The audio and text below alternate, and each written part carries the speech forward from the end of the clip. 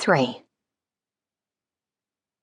Deep in the heart of Hangman's Wood, an old caravan stood alone, half hidden by the thick foliage and cool shade of the towering trees. It was painted a bright daffodil yellow, yet despite its vibrant colour, the caravan largely went unnoticed, as this was a part of the woods where people seldom ventured. Most would have found these surroundings unnerving, but for the old gypsy woman who inhabited the caravan, the forest gave her the solitude she craved. Here she spent her days living a simple life, evading the townsfolk and their stares, some curious, some hostile, and some afraid. It had long been said that the gypsy woman possessed powers of witchery. Her extensive knowledge of the plants and herbs growing wildly in the forest meant that she was able to remedy many an ailment. For the most part she kept to herself, sharing her remedies only when invited, and then only for a price. But there was something else the old gypsy woman had that was of interest to a number of the townsfolk, and it was something that could not be attributed to her plants, herbs, or anything else. It was her ability to see into the past and into the future. Those who were not afraid enough to stay away came to ask her to tell them these things, and so she did, accepting their money for her trouble. Sometimes, however, and more frequently these days, the power evaded her, and she was unable to tell them anything. On other occasions she saw things that they would not want to know, and so kept her silence. She had no name for this power other than the second sight, as her mother and her grandmother before her had called it. In younger years it had come to her freely, often in dreams. Lately it lurked at the edge of her awareness, needing to be invoked. She did not like to summon it, unless she had to. At this time the old woman was listening to the wild bird song through the open window.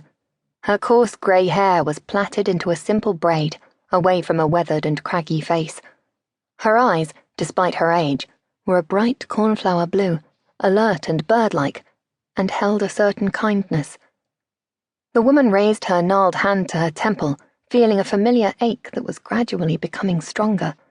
She got up and shuffled into the kitchen area, her gaze wandering briefly to the shallow pool collecting in the sink thanks to a leaky tap. Murky, distorted shapes were beginning to swirl in the water. She closed the window and pulled the drapes, leaving the caravan in near darkness. In a small cupboard, she reached past numerous jars and bottles and removed a wooden bowl and several candles. After filling the bowl with water, she placed it on the table and lit the candle wicks with a trembling hand. The old woman took a seat at the table and leaned in close, the lines etched in her face accentuated by the dancing light of the flames. The throbbing in her temple was escalating, sending jolts of pain through her skull. Quickly, she muttered an incantation and the pain ebbed away, leaving her still and quiet in her chair. The temperature in the caravan dropped, and the flames of the candles glowed blue. Shivering, the old woman clasped her shawl more tightly about her frail shoulders and gazed into the wooden bowl. The water clouded and then cleared. Shapes loomed, dark colours merged and then separated. Her fingers twitched unavoidably as tiny electric shocks prickled at her skin.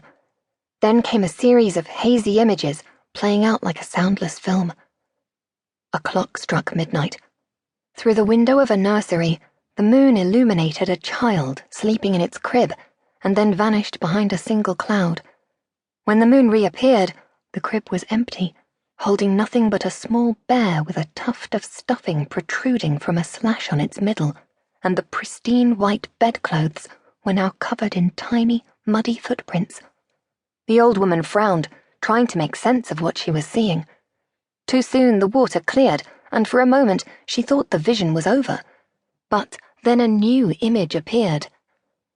The water depicted a girl of 12 or 13, with chestnut-coloured hair and dark, expressive eyes. The girl in the water looked sad. Sad that nobody understood and that nobody listened.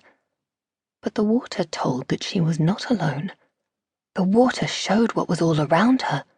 For the girl in the water could see things that others could not. The girl had a second sight, of this there was no question, but not as the old woman knew it.